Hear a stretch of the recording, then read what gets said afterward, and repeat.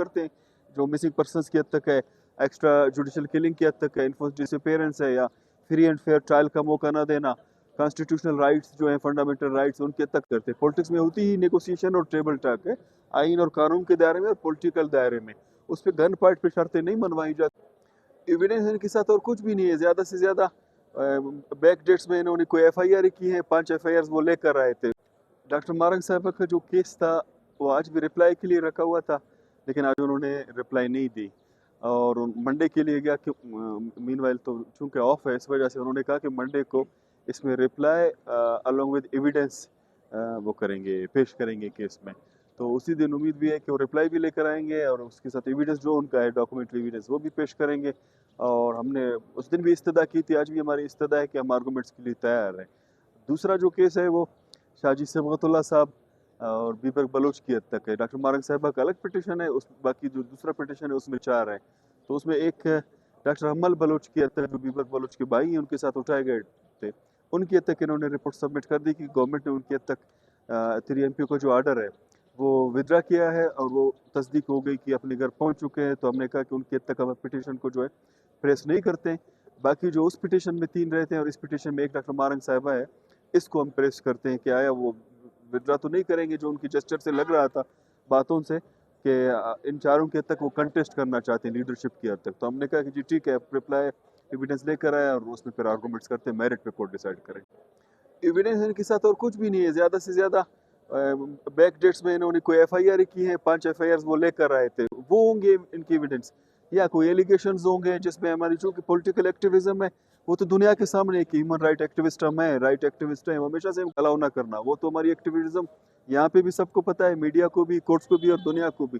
कहीं कोई तकरीर शायद लेकर आए, कोई स्पीच हो, कोई किसी प्रोग्राम का हवाला दे, इसके अलावा तो हम 100% श्योर भी है पहले दिन से कि हमारे खिलाफ ऐसा कुछ भी नहीं है जिससे ये साबित हो कि हमने कोई गैर आइनी और गैर कानूनी कोई इकदाम उठाया है। तो इसके अलावा कुछ भी नहीं है। जो पिटिशन हमने पहले लगाई थी जिसमें नादिया बलोच जो हैं वो पिटिशनर थे, हमने पहले भी कहा है, हम आज भी कहते हैं, वो मेरिट पे डिसाइड नहीं हुआ। कोर्ट को उसको मेरिट पे डिसाइड करना चाहिए था, उसके मेरिट्स और डीमेरिट्स, लीगल एस्पेक्ट्स देखने चाहिए थे, वो उन्होंने नहीं देखा, रिमांड कर दिया। चलो उस पर फैसला आ गया, उस फैसले को लेकर हम सेकेंड राउंड में आए। आज भी बार बार ये जेस्चर दिया जा रहा था, जैसे उस दिन आके एडवोकेट जनरल ने जो कच्चा पेशी थी काफ़ी भी वसूल कर दिया और उन्होंने कमेंट भी की बिफोर द कोर्ट के हम इसमें पैरावाइज कमेंट्स और एविडेंस लेकर आएंगे। एक case same merit same facts पे पहले भी चल चुका, उकरण में दोबारा आ जाए तो उसमें किसी रॉकेट साइंस की ज़रूरत नहीं है कि एविडेंस जो कलेक्ट नहीं हो रहे हैं मजीद आपको टाइम करना चाहिए।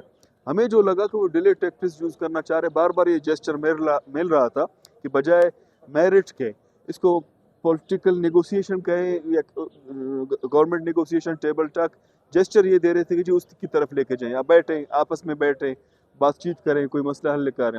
बातचीत के लिए BYC के जो साथी हैं जिनसे मैं मिला हूँ, रिप्रेजेंट किए हमने, उन्होंने कभी नहीं कहा कि हम बातचीत नहीं करते या टेबल टॉक नहीं करते या नेगोशिएशन नहीं करते। आके दोनों तरफ एक दूसरे को सुन लेते हैं, कोई एक कदम आगे आता है तो 2 कदम पीछे चला जाता है, लोगों को खासकर मफादात को मद्देनजर रखते हुए। ये तो हमने शुरू से ही कहा है कि आज आना है, बैठना है, कोई रिलायबल अगर लोग हो जिनके पास अथॉरिटीज़ हो आके बैठ जाए। लीडरशिप ने कभी इनकार नहीं किया मिलने से या बातचीत करने से, लेकिन कोर्ट जब हम आते हैं वहाँ पे फिर आइन और कानून को फॉलो किया जाए, उस बुनियाद पे मेरिट्स की को मद्देनजर रख कर फैसले किए जाए तो ये सबके लिए बेहतर होता है। वरना इससे ये होता है कि लोग कोर्ट से, आइन से मायूस हो जाते हैं, मुतनफ़िर हो जाते हैं। एक्टिवली ही आए हैं यहाँ पे कि हमें रिलीफ मिलेगा, जो हमारे आइनी और कानूनी राइट्स तलब किए गए हैं।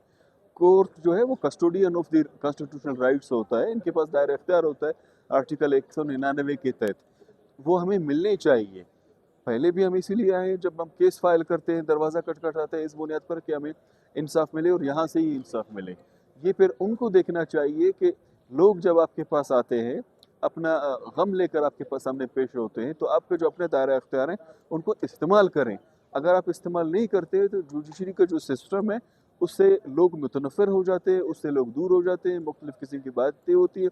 ये वकला के लिए भी ठीक नहीं है और जजेस के लिए भी ठीक नहीं है। वकला का इस हद तक है, चलो आके अपना केस पेश करते हैं, अपनी आज़रिया तो लगा लेते हैं, सामने फिर बेंच को भी देखना चाहिए कि केस क्या है, اس میں وکیل جو ہے اپنے کلائنٹ کے تک کس حد تک ریپرزنٹیشن کر کے کیا مانگ رہے ہیں اور میرے اس میں دائرہ اختیار کیا ہے، اور آیا اس دائرہ اختیار میں اگر دوسری پارٹی لنگر آن کرنا چاہتا ہے، آپ کسی کو اس حد نیگوسیشن اچھی بات ہے، آپ کمپیل نہ کریں اس کو. اگر اس میں بیہائنڈ دی بار رکھ کے کسی کو یہ کہتے ہیں کہ جی آ جائے ٹیبل ٹاک کریں نیگوسیشن کریں، یہ بہتر تھا کہ آپ میرٹ پہ ڈیسائیڈ کر لیں. پولیٹیکل لوگ ہیں یہ آپ لوگ جانے، گورنمنٹ جانے، بیوروکریسی جانے، بیٹھتے ہیں جو کچھ کرتے ہیں وہ ایک پازیٹیو چیز ہے، اس پہ ہم نے نہیں کہا کہ نیگیٹو چیز ہے.